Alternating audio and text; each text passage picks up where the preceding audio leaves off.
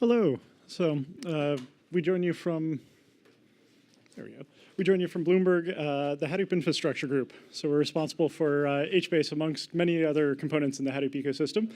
And in particular, we've got an interesting split because we're an infrastructure operator from the operating system all the way up to the core ecosystem. And Esther has experience from having been one of our application teams who then is above us actually writing the useful stuff our Bloomberg clients actually use. So with that, we've got tenants on our infrastructure for our news media division, who one of the largest news wires in the world, as well as from Esther's world, which is our finance, market data, et cetera, division. So providing all of the low latency and huge data sets that folks definitely rely on us daily for. So with that, I think there we go. Okay. Thank you. Hi, everyone. My name is Esther Kundun. Thank you, Clay, for the introduction. So right now, I'm actually working with Clay on the infrastructure team. But before that, the project I was working on was as a user of the HBase core infrastructure, including a lot of use of coprocessors for our project. So what I'm going to talk about is a little bit about coprocessors, why we use them, and what we learned about it. OK, so coprocessors. What is a coprocessor? Just to review. Basically, the coprocessor is a custom jar that you load into one of the HBase daemons that you use to do extra operations, but it can be written by an application team or somebody else and then run within the core HBase processes. So there's two different types of coprocessors. There are the endpoints that function kind of like stored procedures, so you can just do a regular remote procedure call to them to do work on a few rows. And the other kind is an observer, which works more like a trigger, which you can trigger before any kind of HBase operation or post an HBase operation. So the ones that we used were the observers, so that's what this talk is going to focus on. So within the observer coprocessors, there are three different kinds. There's region observers that work with region servers. They're loaded directly onto each region server, and you can run operations on a pre-get, post-get, pre-put, post-put, et cetera. So any operation that your region server is going to do onto the data, you can actually run your own custom code on it. There's also wall observers. So on the write-ahead logs, you can do like a pre-split operation, and you can hook into there. And there's also coprocessors that can run instead of on the region servers directly on the masters. And those are more for the table operations. So if you would create, delete, modify tables, you can actually hook into that and run your own code before or after that. So why would we use a coprocessor? This is a pretty advanced feature.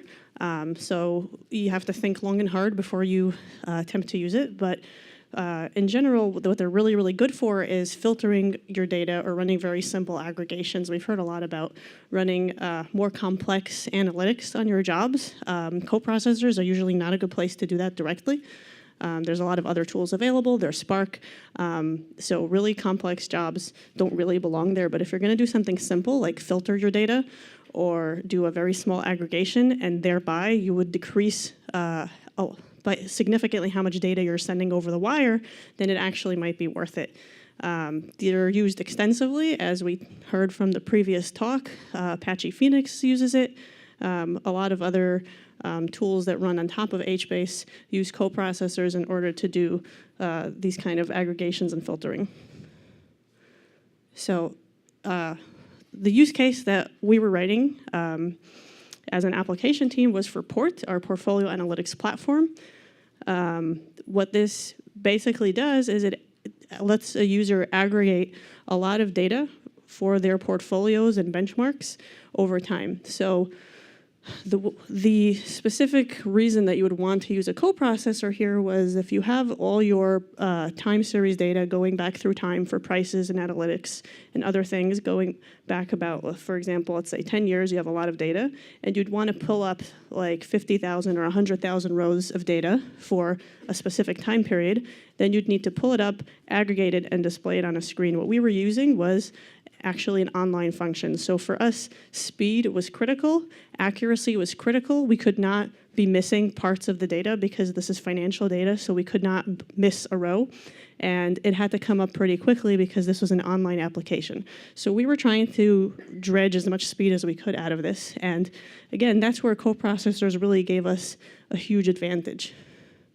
So in our example, if we're pulling out some keys of data and we have some of the attributes, the way we originally structured with data was that you'd put the key, for example, the security name as part of the key, and some of the attributes also as part of the key, together the way you generally make blobs of data as the keys. And the other attributes would be in the columns. And if we would need to pull, for example here, 3 different rows of data, and we'd need to actually collate them together because there were holes. So in the original implementation, what you would need to do is then have 3 separate calls, get parts of the data, take the data, stitch it together, and then pass it back to the application. So that's 3 round trips and a lot of data stitching that's done on the client side. However, using a coprocessor, you can actually change your data layout. And rather than put more attributes in the key, you put them as columns. So first of all, you make wider columns, and that actually works better with HBase in general, and you'll have a lot lower latency. And then what the coprocessor would do is after the get, it would actually basically, you'd have the 3 columns. So imagine the 3 rows from the top chart. They're stitched together all the way across. And then the coprocessor would remove those empty spaces and fill in the slots with the correct data that you wanted back. So it would do this very simple filtering aggregation for you. And then you would send back a lot less data because you wouldn't have to show which points in time were missing. And you wouldn't have to pass back the data that's not important. For example, if you look at column 3, you only care about the 4. You don't really care about the 2 and the 10. You can just drop it on the floor. And this way, you cut down the amount of data you have over the wire, which then lowers your latency. And again, we're talking about a real-time application, so latency was really, really important. We were talking about, on average, a 50 millisecond round trip for the full data set to populate the screen. Using coprocessors this way cut about 10 to 20% of the time. So this was a huge savings for us and was really, really important.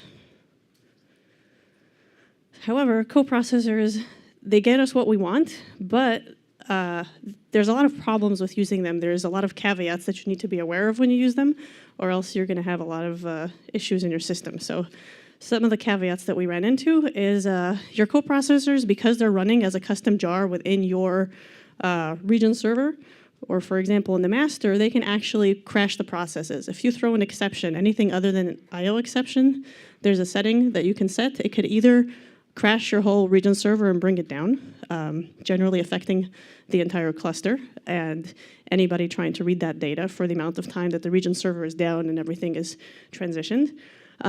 Or the other option is it can just get silently unloaded and your processes will continue running, but your coprocessors will not be running, in which case you will just be silently sending wrong data back.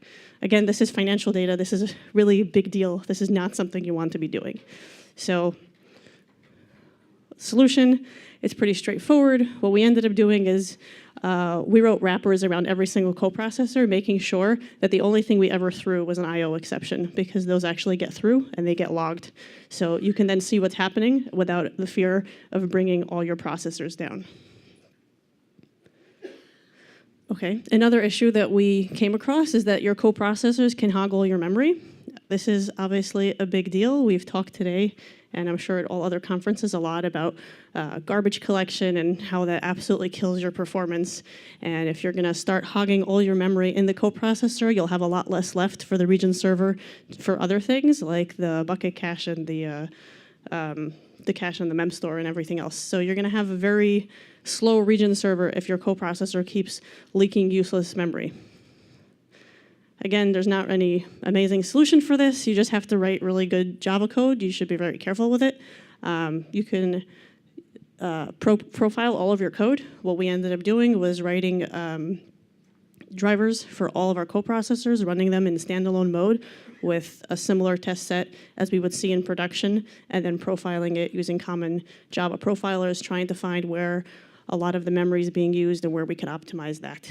in general, optimizing for speed with profilers isn't really worth it because, again, the only reason you'd want to be using this coprocessor is to filter data so that you'd send less back over the wire. If you're trying to do some really cool analytics where you really care about the speed of the analytics, you probably shouldn't be using coprocessors in the first place. This isn't really a good way to do it. So worrying about speed, usually not an issue because you're not doing that much work inside, but worrying about memory is actually a really, really big deal. Again, you should also use common Java tricks for limiting memory usage. This is not rocket science. This is just typical good Java programming. You should use primitive types. You should use underlying arrays, immutable objects. String concatenation is a beast. Try not to use that. Nothing too complicated. Another issue that we came across was it was very difficult to actually deploy the coprocessors. When we were deploying them, this would generally involve disabling the table. Well, you'd have to first move your coprocessor onto HDFS. Then to deploy it onto the table, you would need to disable the table, reassign the coprocessor to the new file, re-enable the table. This is fine when you're testing for production code. This means downtime for your system. This was actually a really big problem that we couldn't upload them in without having the system go down. The other issue that we found was that if you have any kind of non-backwards compatible coprocessors, then the rollout is even more difficult. We found this to be really challenging when HBase changed between 0.98 and 1.0, and the coprocessor API was completely different. Rollout at that point really became challenging. We did not actually find a good way of releasing them without some downtime. So a couple of solutions is there is a Jira out there for online schema update. I've never tried it, so I can't tell you if that works, but potentially it would work to do an online update for the coprocessors. The other option that Phoenix uses is if you would hard code the name of the jar file in the HBase site.xml, then it would always pick up that one. So if you're going to do an HBase upgrade, what you would do is you would then hard code the new path to the new coprocessor in HBase site, and then when you would bring up the new services from the old version to the new version, they would automatically pick up a new coprocessor. So this is okay because it works. I don't think it's really such a great solution because that means you're kind of polluting HBase site with user coprocessor information, and I don't really think that that's a good model because, again, as an application writer, what I write and what I deploy shouldn't really be tied directly into the HBase site of the system as a whole. However, I don't actually have a better solution for this. This would be something that would be really great for the community to address.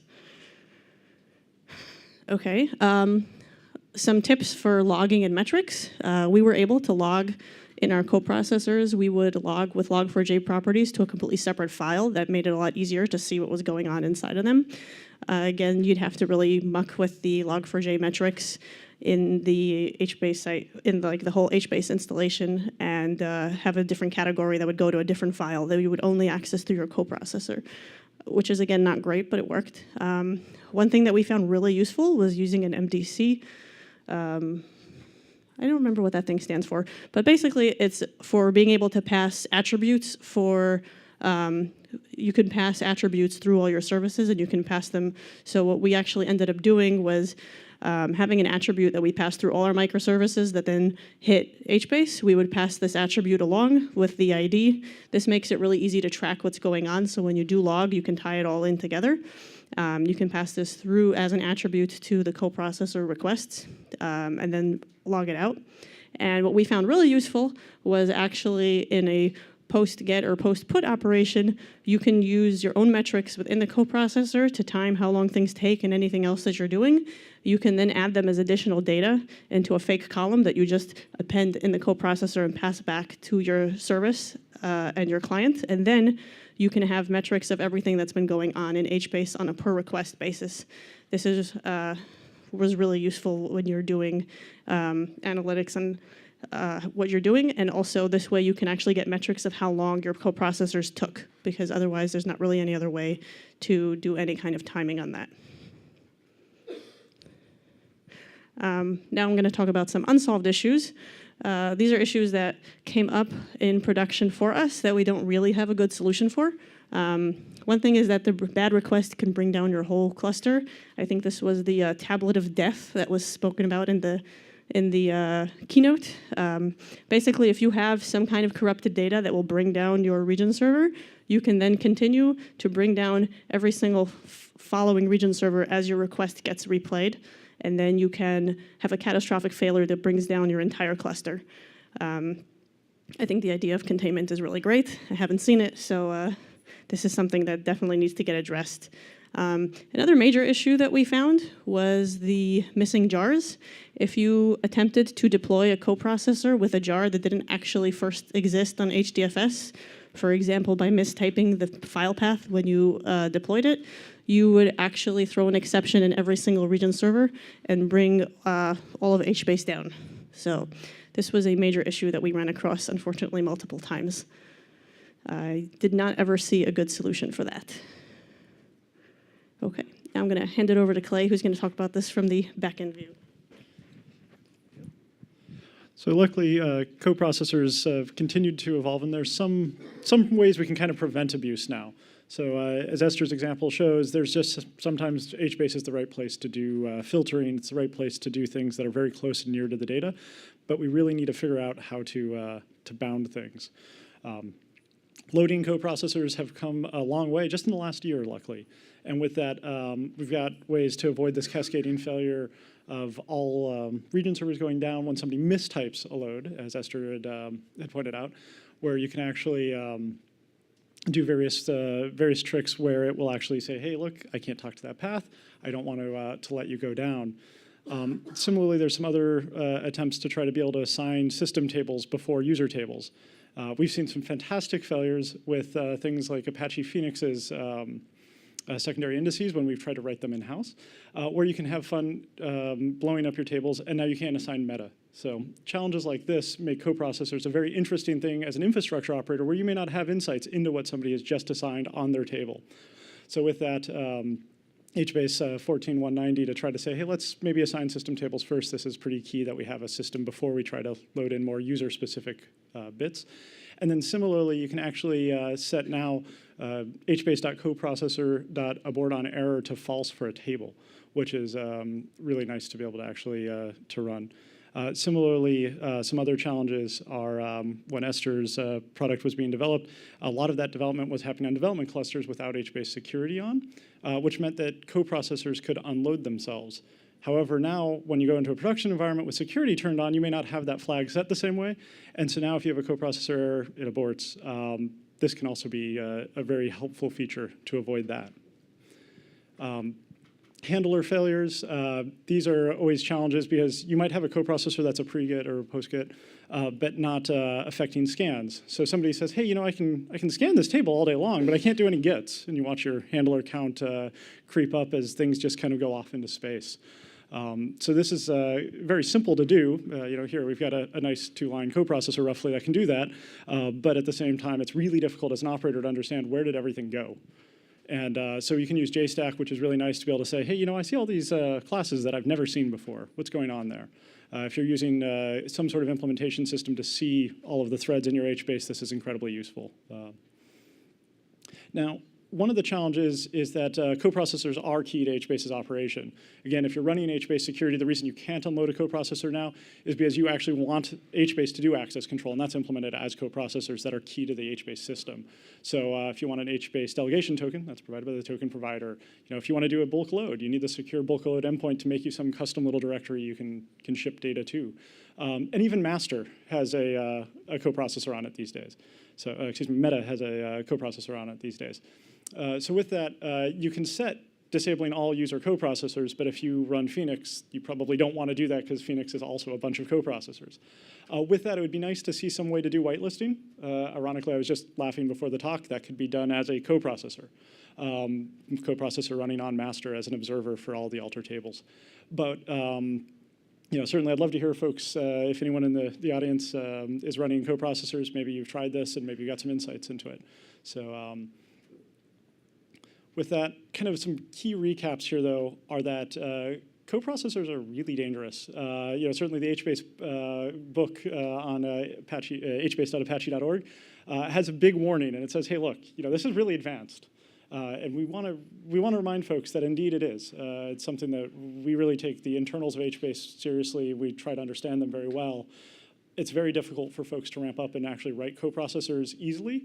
I think this is, it's a very difficult problem to solve, and I don't think we expect that folks should boil the oceans and write this fantastic stored procedure system for HBase. That may not be the right direction for the community, but we have to figure out how do we make this an operable system. And so, certainly writing defensive code, if you are the application programmer, I think any infrastructure engineer will always say to that, to an application engineer, hey, just could you write some slightly better code? But that's not the only answer. So, a story for coprocessor deployment. We can certainly work with all of our tens of tenants to deploy their various coprocessors in a rolling upgrade where, hey, your old version of coprocessors in HBase site, new region servers get the new version in HBase site, but that's pretty terrible. Ideally, to have some way to be able to specify that and have an actual SDLC for how do we deploy these. Similarly, process isolation is the holy grail. I think it's 4000 series HBase Jira that talks about this. Really nice and contentious. So, that's always a challenge. But how do we actually get some visibility into maybe patterns that folks should use? So, Esther has presented the approach that was used for being able to actually say, hey, let's just catch all exceptions. This is kind of the base starting point that we need. But as a community, we should probably talk about what is the right way to do this. I'm sure the Phoenix folks have certainly developed some great patterns that other folks could use. We should share those. And lastly, as an infrastructure operator, JMX metrics. It's kind of metrics in general are kind of the lifeblood of operating HBase.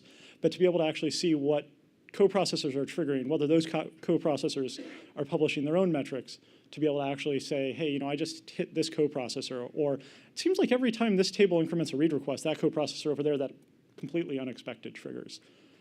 So these are some things for us to think about as the community. With that, if anyone has questions. Yes, thank you. No? Okay.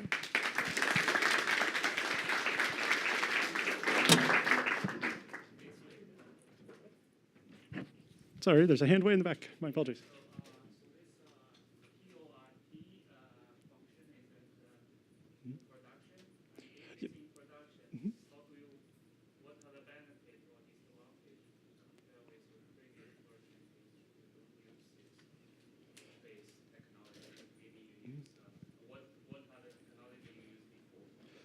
So, I think within Bloomberg, we've got a number of different database technologies we use other than HBase. This was one of our other distributed database technology systems. One of the really fantastic things about HBase, though, especially for this functionality, is the scale, that we don't have to question, that we have good faith for the current size of this function to where we are already running other systems in production, that there's no question about scale, and that we can keep the latency bounded with that. And that is a really nice thing to be able to say, okay, cool, the runway for this product is clear. Let them develop as they see fit. It is actually in production today. And my apologies, the question was, what is the advantage to HBase over the previous deployment platform? This product in Bloomberg has been around for some time. So the product itself is already in production, running on our regular database installation. The state of the HBase part of it was to roll it out and do a phased rollout for prod, where we would run a lot of the backend reports on it, because HBase still has some issues with full high availability. So some reports are already being run on the new data. A lot of the analytics that we need internally are already being run on the new data, and it's going to get phased in as the replacement. And again, the reason to go to HBase was mostly because we've been outgrowing our traditional databases. They've become very unwieldy and difficult to maintain, because we've gotten to the point where we're just, sharding and sharding onto more and more databases, and it becomes really difficult to move on. So it's the same reason you would really move on to any big data platform. So previously, it's the traditional MS system, right? Can you repeat that? I didn't hear you. You're very quiet up here. It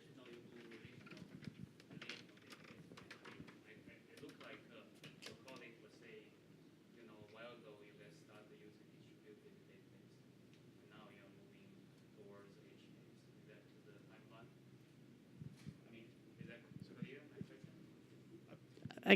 I guess you're asking whether we were on a relational database before? Yeah, kind of. Like when and how you guys involved. Yeah, so we were on a relational database really before and now, and then we're doing switching to HBase. Really, we're not really using much of the relational aspect of the relational database, again, because it's sharded over multiple databases, so you kind of lose the relational aspect of it anyway. And we're moving slowly onto HBase, kind of parts of the product at a time.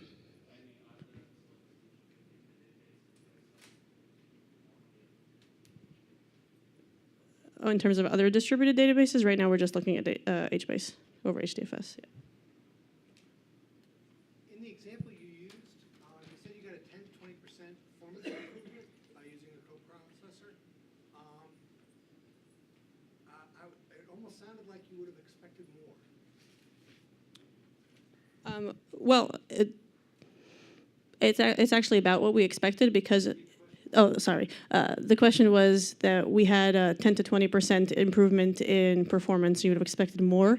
So I think how much improvement of performance you'd have was how deep that chart is, how many rows you're going to not send back. And what we found is that our general use case was that in most cases, we had about, on average, 5 rows that were going to collapse into one. So it's kind of like a 5 to 1.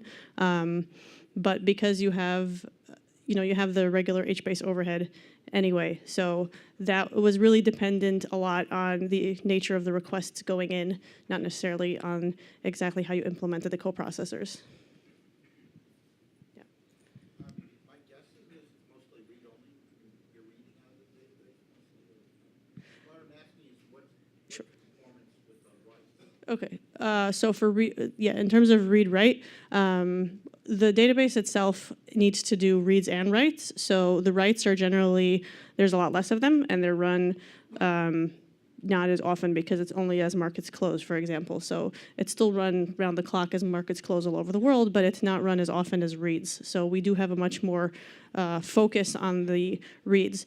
The reason I didn't focus on the write performance was that HBase in general has really good write performance, and it was already really good and more than enough for our needs, just because of the nature of how it does the writes as compared to a traditional database where you'd have to do, you'd have like transactions and consistency. And we actually, one of the main reasons we switched to HBase was that the writes on our system were a huge bottleneck because we'd have small chunks of data being written, some of it clashing on the keys because we'd be writing only parts of the data from each run, and then they would all queue up, and it would take very, very long to do the writes. HBase itself, just by the nature of how the data is distributed, fixed that, so we didn't really need much help on the coprocessor side for the writes. For the reads, however, it is a large volume of data, and HBase distributes the data, so it's faster.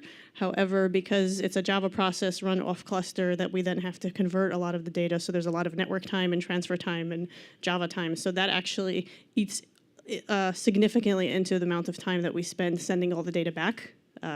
So that's where we really focused our efforts on making it run a lot faster. Okay, all right. Thanks, everyone.